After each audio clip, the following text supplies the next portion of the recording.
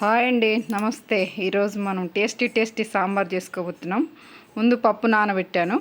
పప్పు నానబెట్టి పప్పుకు కావాల్సినటువంటి అన్నీ, ఈ పప్పులో కొంచెం ఆయిల్, కొంచెం పసుపు, కొంచెం ఉప్పు వేసుకొని పక్కన పెట్టుకోవాలి. ఇప్పుడు పప్పు నానబెట్టుకొని పక్కన పెట్టుకొని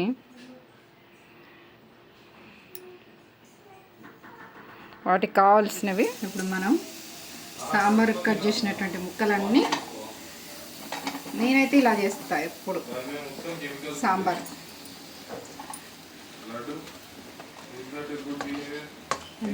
సొరకాయ ముక్కలు,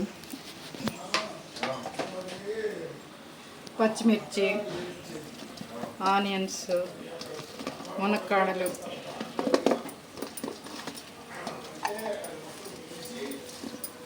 టమాటాలు,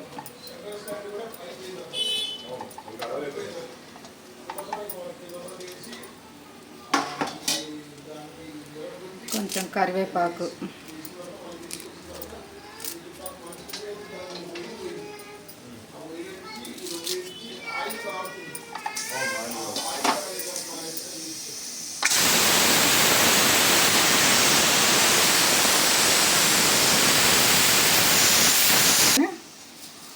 ఉప్పు,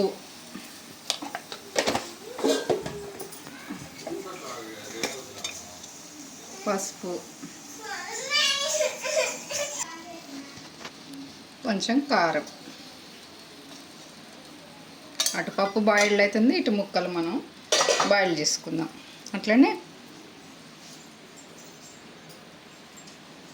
చింతపండు రసం. చింతపండు రసం ఎక్కువ కాకుండా కొంచెం పోసి ముందుగా ముక్కలు ఉడికించుకోవాలి. ఉడికించుకుంటే ముక్కలకు మంచిగా పులుపు, కారం, పసుపు అన్నీ పడతాయి అన్నట్టు.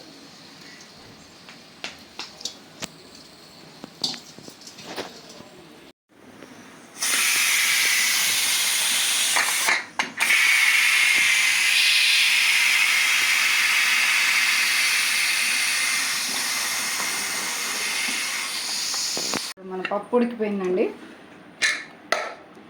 ఇప్పుడు మనం చింతపండు పోసి ఉడకబెట్టుకున్న ముక్కల్ని ఇప్పుడు పప్పులో పోసుకుందాం.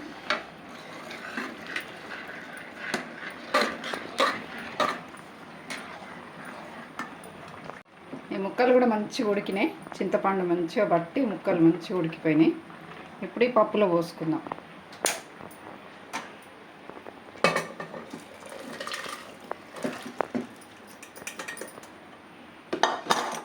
ఇట్లా పోసుకోవడం వల్ల ఇప్పుడు పప్పు కూడా మంచిగా ఈ ముక్కకు పీల్చుకుంటుంది అన్నట్టు. బాగా సాంబార్ బాగా టేస్ట్ ఉంటుంది.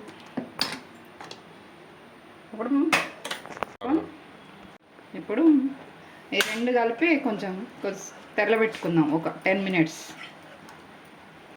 ఇప్పుడు మన పప్పును, ములక్కాడలు, సొరకాయ మొత్తం రెండు కలిపి మంచిగా ఉడికిపోయినాయండి. ఇప్పుడు మనం తాలింపు చేసుకుందాం. పోపు పెట్టుకుంటే మన సాంబార్ రెడీ.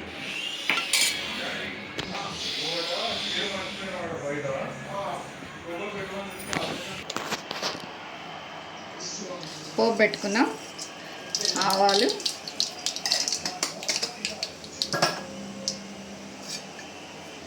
జీలకర్ర,